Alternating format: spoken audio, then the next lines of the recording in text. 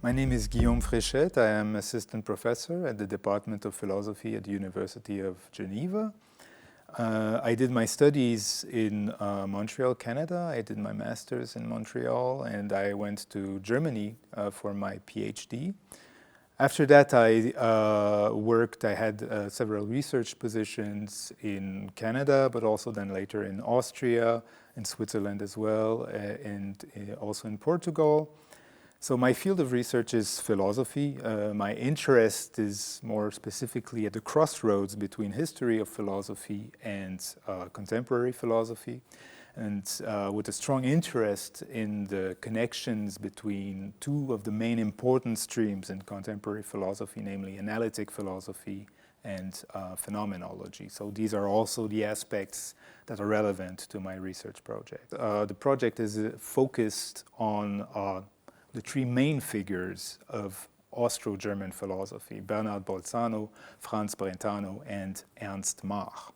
So I started my PhD at that time, it was long ago, on Bernard Bolzano, but then I continued working also on other fields of Austrian philosophy, such as Franz Brentano, and more recently also on Ernst Mach. Concretely, the project's title is The Origins of Contemporary European Thought, 1837-1938. So what I mean by the origins of contemporary European thought is basically the philosophy of the 20th century. But not only the philosophy, but also the various realizations in art and culture and in literature, etc. But it is very difficult to find one mapping of the 20th century thought that is working for every field. The point of the project was to focus on one mapping that would be helpful for this task.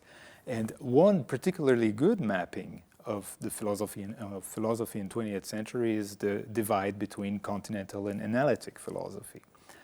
So among continental philosophers, so important figures are, for example, Michel Foucault, Jacques Derrida, but also other thinkers that belong to what we consider today continental philosophy, while analytic philosophy is, so to speak, more related to philosophers from England, such as Russell, Ryle, and the philosophy that is still more popular in England today.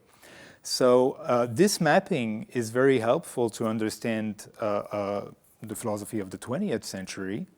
And now what the project is looking for, or what the project aims at, is to retrace the sources of this divide.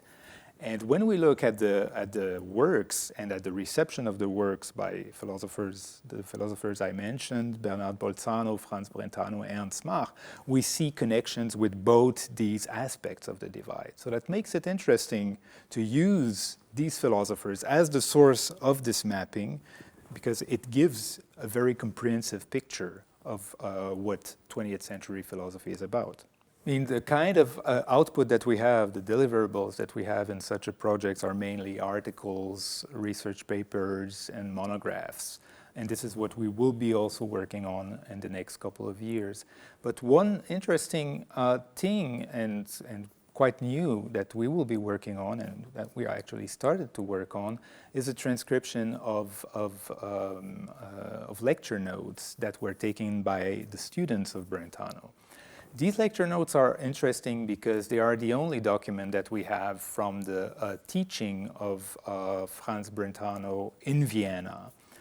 And these lectures were influential because people in the attendance were the psychologists, for example, Sigmund Freud, but also Christian von Ehrenfels, Alexius Meinong, people that were very influential in the development of 20th century philosophy. So we're working on a transcription of stenographic notes. This takes a lot of time, and we have specialists in Czech Republic working on this material. This is a stenographic code that is not used anymore. So this is one of the things that we're doing right now in the project.